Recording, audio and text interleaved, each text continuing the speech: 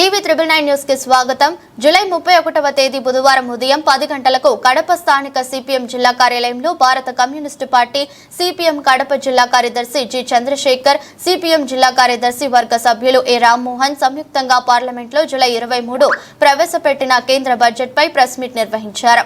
భారత communist party CPM Kadapa జిల్లా కార్యదర్శి జి చంద్రశేఖర్ మాట్లాడుతూ 2024 జూలై 23వ తేదీన కేంద్ర ఎన్డీఏ ప్రభుత్వం ఆర్థిక మంత్రివర్యుల నిర్మలా సీతారామన్ గారు ప్రవేశపెట్టిన పూర్తి బడ్జెట్ అంకెల వెనుక ప్రజల ప్రయోజనాలు లేవని తెలిపారు. పరోక్ష పన్నులు ప్రజలపై పెంచారని, సంపన్నులకు పేదలకు ఒకే పన్ను సరైంది కాదని, అప్పులు తెచ్చి ఆదాయాన్ని తెచ్చిపెట్టే రంగాల్లో ఖర్చు పెట్టకుండా దాటేశారని, లాభాల్లో ఉండే ప్రభుత్వ సంస్థలను కార్పొరేట్లకు కారు చౌకగా BHL లాంటి ఎన్నో ప్రభుత్వ సంస్థలను అప్పగిస్తున్నారన్నారు.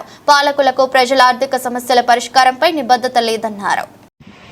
2024 జూలై 23వ తేదీ దేశ పార్లమెంటులో కొత్తగా కేంద్రంలో ఏర్పడినటువంటి ఎన్డీఏ ప్రభుత్వం మంత్రివర్గం పక్షాన కేంద్ర ఆర్థిక శాఖ మంత్రివర్యులు నిర్మలా సీతారామన్ గారు ప్రవేశపెట్టినటువంటి యూనియన్ బడ్జెట్ మనం పరిశీలిస్తే ఈ బడ్జెట్ అంకెల వెనుకల దేశ ప్రజల ప్రయోజనాలు లేవనేటువంటిది తేటతెల్లమవుతా ఉన్నాయి. ఈ బడ్జెట్లో ప్రధానంగా సంపన్నులకు, పేద మధ్యతరగతి ప్రజలకు సమానంగా పన్నులు వేసినటువంటి పరిస్థితి మనకు కనపడతా ఉంది. పన్నులు అనేటువంటివి సంపన్నులకు వేయాలా, రాయితీలు అనేటువంటివి వేతన జీవులకు ఇవ్వాలి. దీన్ని ఈ పార్లమెంటు విస్మరించింది. రెండోది, ఈ బడ్జెట్లో ప్రత్యక్ష పన్నులు తగ్గించినట్టుగాను చూపిస్తూ అంకెలు పరోక్ష పన్నులు విపరీతంగా పెంచినటువంటి పరిస్థితి కనపడతా ఉంది. అలాగే ధరల అదుపు విస్మరించింది. ఈరోజు సగటు దేశ ప్రజానికం వాళ్ళ ఆదాయానికి మించి వారి ఆహార వస్తువుల కొనుగోలుకు ఖర్చు పెట్టాల్సిన పరిస్థితి ఏర్పడతా ఉంది. అలాగే ఈరోజు దేశంలో ఉన్నటువంటి పెట్టుబడిదారులు ఎవరైతే ఉన్నారో, కార్పొరేటర్లు ఎవరైతే, కార్పొరేట్ సంస్థలు అయితే ఉన్నాయో వాళ్ళ దగ్గర దేశ ప్రజల 41% సంపద 100 మంది దగ్గరే పోగైంది. అది దేశ ఆదాయాన్ని పెంచేటువంటి క్యాపిటల్ ఇన్వెస్ట్మెంట్లో ఖర్చు పెట్టించాలి ప్రభుత్వం.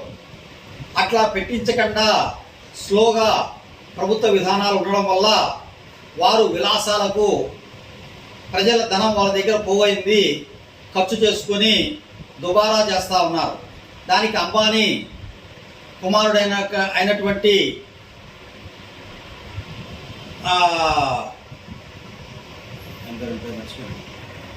ముఖేష్ అంబానీ కుమారుని పెళ్లికి సుమారు 5,000 కోట్ల రూపాయల పైచులకు ఖర్చు చేసినటువంటి పరిస్థితి మనము టీవీల్లో, పేపర్లో రోజు చూస్తూ ఉన్నాం.